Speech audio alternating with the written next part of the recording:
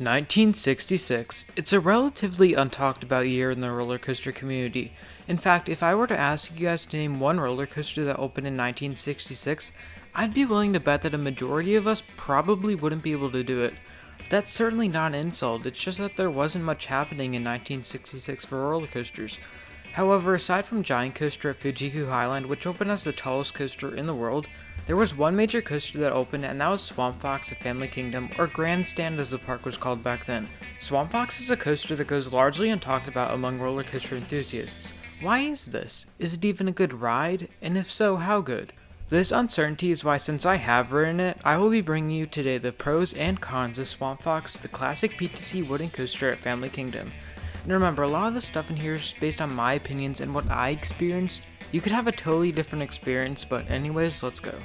As per usual, let's start with the negatives so that we'll be able to end on a high note. First of all, the main reason that not very many people have ridden it is because Family Kingdom is quite out of the way for a coaster trip. It's about 3.5 hours away from Carowinds and 5.5 hours away from Six Flags Over Georgia. That combined with the fact that it's really the only major coaster anywhere nearby means that most people just skip over it, and that's fair enough. Moving on to the appearance, it's kind of a parking lot coaster. As you're going up the lift, you look to the left and it's just a bunch of parking lot area. This personally really doesn't matter to me, but I know a lot of people are annoyed by parking lot coasters, so it's something to note. Something that does, however, bother me is that at least when I was there, some of the area around the ride is quite overgrown and could really use a touch-up. Those are just minor things though, and overall I think the ride is quite nicely presented. Moving on to negatives about the ride experience, I'll admit that if you're sitting in the front, the drop and first airtime hill don't really do a whole lot. These elements are awesome in the back, but like I said, a bit lackluster up front. There's also a trim on the first airtime hill, so who knows, maybe it would have been great in the front if the trim wasn't there. Then there's also a trim leading up into the turnaround, and that's a shame because the lats on the turnaround are decent, but they'd be phenomenal without the trims. After that, I can't really find any negatives that directly pertain to the rest of the layout. However, when you look at the ride overall, it is quite a short ride. In total, there's only 2,640 feet of track, and drop to brakes, the ride, at least judging from this POV from the CoasterSpot, is about 40 seconds long. However, some people might see this as a positive because Swamp Fox is quite rough. I'm not going to sugarcoat it. The roughness personally doesn't bother me. I think it only adds to the overall feel, but not everyone has a tolerance for rough woodies. I mean, just look at this POV. This is mounted on the front row and it's shaking this much.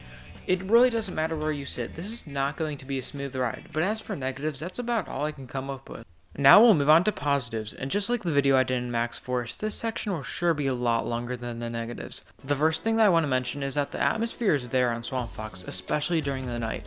I know I mentioned that it was a walk-on earlier, but you have to remember that it's still right in downtown Myrtle Beach, near the boardwalk area, and even if the train isn't full, it still feels like it is because of how much is going on around you. That's also helped by the fact that there are chaser lights going around the whole structure, and actually this is the only coaster I have ridden with chaser lights activated. So that was a lit experience. Boy, if you don't get... Plus you have that classic Woodie feel, but then you also get some of that southeastern feel because of the palm trees scattered around.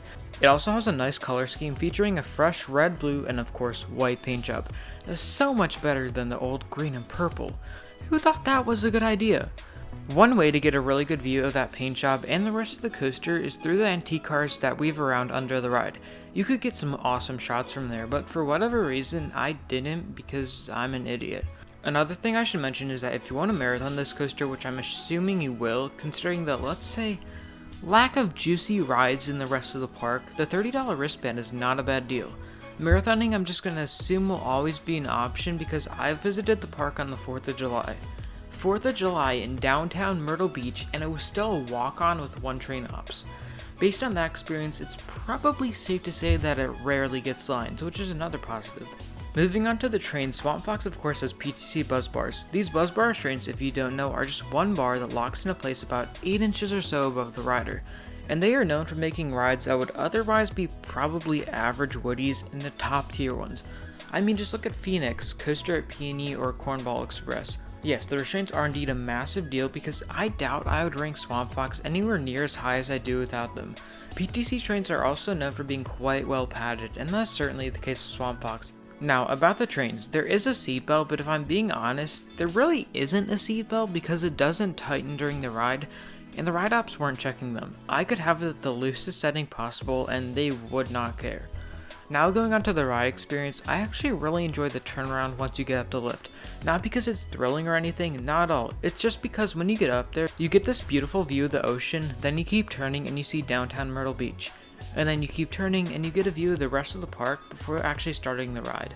I don't really know how to describe it, but the way it transitions between these views is very satisfying. I also love how there are a bunch of flags at the top of the lift.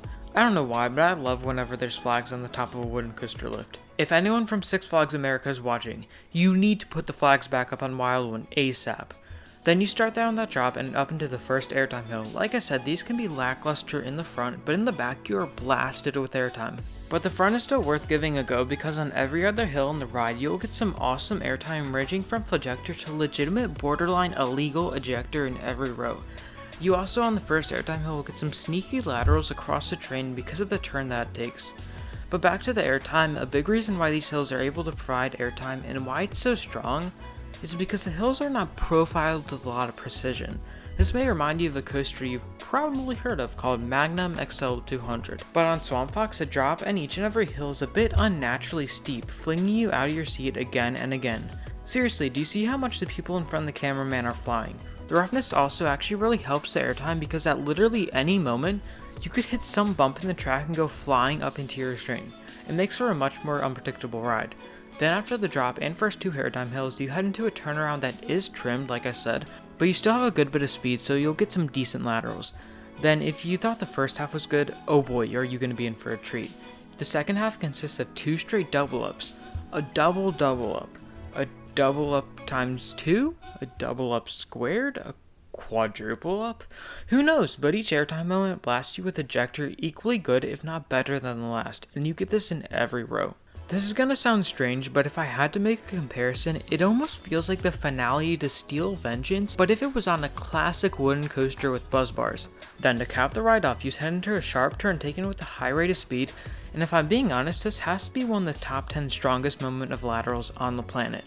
I felt like one of those wacky inflatable tube guys, but in a hurricane. So that's the ride, and overall I want to make it known that this ride through the entire thing does not relent. At every moment, even when you think it might be boring, there's always something going on. I legitimately got airtime on a completely flat turnaround because of the random bumps.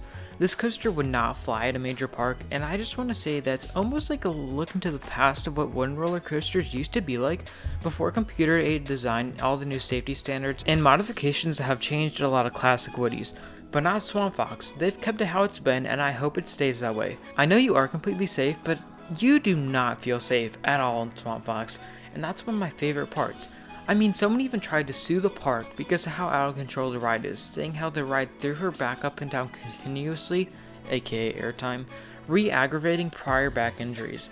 I just can't get over that. In the end, Swamp Fox scores a 9.5 out of 10 for me, and it could be a 10 if only the ride were a little bit longer. Swamp Fox is the most underrated wooden coaster I've ridden, and maybe the most underrated coaster overall. In my overall list, Swamp Fox ranks number 8, slotted behind Maverick at Cedar Point, and I cannot wait for the next time I get to Family Kingdom to once again take a ride, or 40, on this legendary beast.